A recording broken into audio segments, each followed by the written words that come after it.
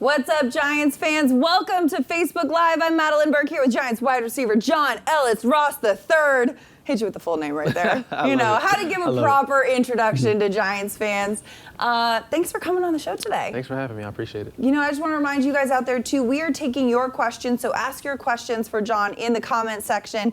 I'll be pulling some of the best ones and asking him myself, too. But first of all, quite the debut here for Big Blue this past weekend. Starting it off with a 52-yard touchdown, just casual right there. And I know that, you know, the fumble, whatever, it's going in the history books as a 52-yard touchdown reception. How are you feeling about that? I feel good.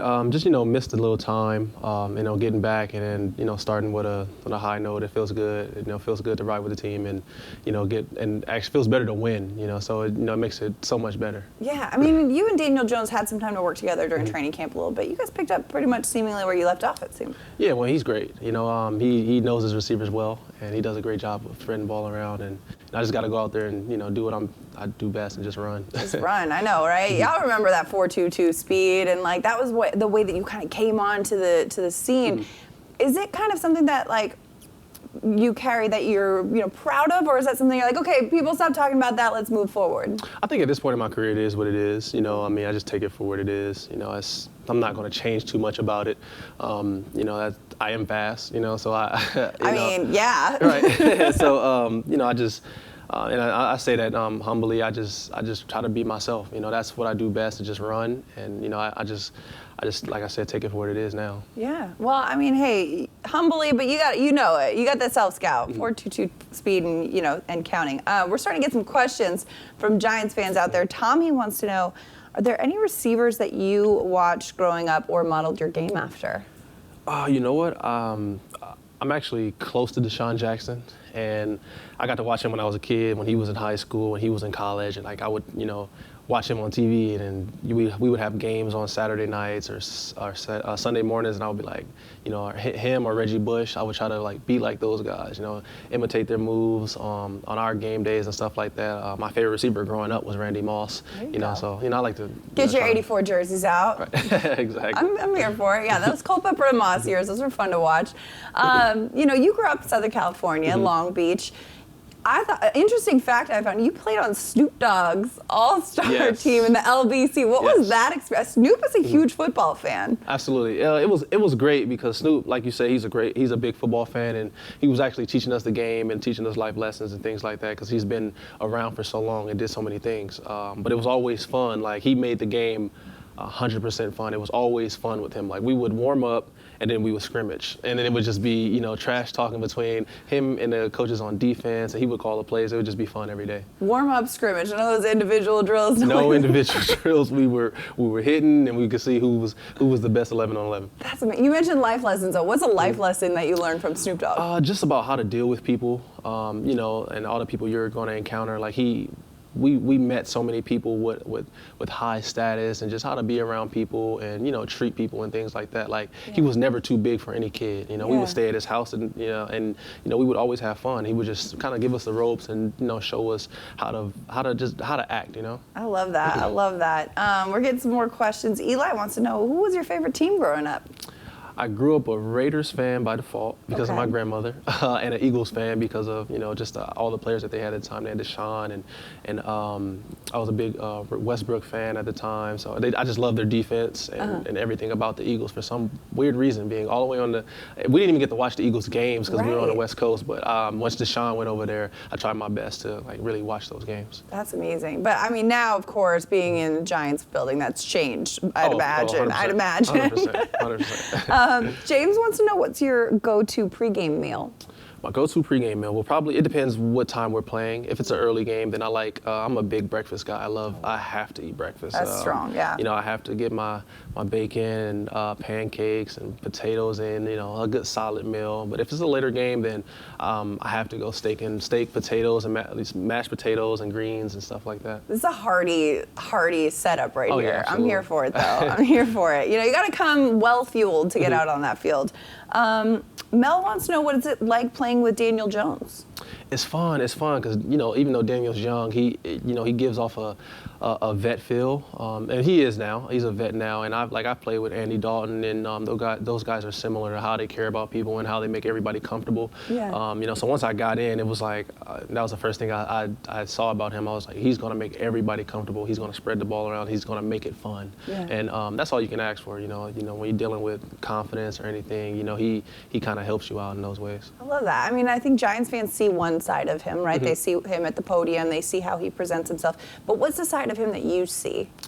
Just how funny and goofy he is, just especially around, I don't know if you guys ever seen him, Saquon, and Shep around each other. Oh, those three are hilarious, So of course, no one gets to see that side of those guys, but when you see those three together, you can't do nothing but smile and laugh. And then, my first time being around those guys, it was amazing. I had a great time. And how important is it too to have kind of like the core as these offensive guys coming together, having that kind of chemistry, not just on the field, but off of it? I think it's more important that you have chemistry off the field than on the field, because on the field is, you practice for 17 weeks straight, you're going to build some type of chemistry. You're going to get that timing down. It's one way or not, you're going to build that. But off the field, when you can have a relationship off the field and you're having fun and you have that trust and that bond, it just carries onto the field. It makes everything on the field that much better and easier. So you play harder for these people Absolutely. that you care about, right? Yeah, I can imagine that. I can see that. Lewis is asking, who's the opponent you look forward to playing against? Man, that's a tough question, because I honestly just look forward to playing against everyone. Yeah. I just want to get out there and have fun. I already missed a few games, so I just want to get out there at every chance and opportunity I get and just try to dominate, and do what I can to help this team win. Yeah, I like that. Giants have a lot of speed guys on the roster.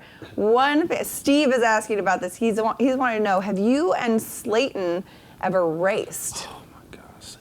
Slayton acts like my arch nemesis when it comes to speed. Every day he's like, I'm faster than you. I'm faster than you. We could be doing anything. We could be in the cafeteria looking through cookies, and he'll be like, I bet I'll grab that cookie faster than you, or something. He'll always talk about how he's faster than me. So we've never raced, but he really wants to. I'm sure we'll get a chance. Have you ever raced to grab a cookie? Have you? No, we've never done. But I'm saying that's just how he is. He's so competitive, and when it comes to speed, that's like his biggest deal. He's always bringing up track and stuff like that. It's hilarious. That's pretty on brand too for his dry sense of humor, that delivery of all right, yeah. I can see it. James wants to know, who are the funniest guys on this team? Funniest guys on this team. Oh, we have so many. I would have to say I'll give a top 5. Okay. No order. No order. Dory, Pep, Shep, and KG, Okay. Kenny, and probably Kadarius. I don't think people get to see it, Kadarius' personality a lot, but he is hilarious. Yeah. I feel like Pep gets mentioned a lot in that conversation, and I think he put the entire world on notice with the way he called that coin toss. Oh my God, Pep might be in a world of his own, and we just living in it. He's so hilarious. Did you see that clip? Oh, yeah. How hype he was? How did that feel, being on the sideline watching Jabril Peppers get that excited about a coin toss? If you really pay attention, it's like he knew before he even heard the call, because he was already pumped up, ready. He already had his arm ready, so it was good to see that he knew. I think he had a great confidence in us, and then that felt good. That only carries over to us, and we now we got to go. Right? You need that confidence. That confidence is 100%. strong. Kev wants to know, just how did it feel to catch your first touchdown as a Giant? Oh, it felt kind of surreal, because my first catch as a Bengal was also a touchdown. So it's just to have that happen is so crazy. Yeah.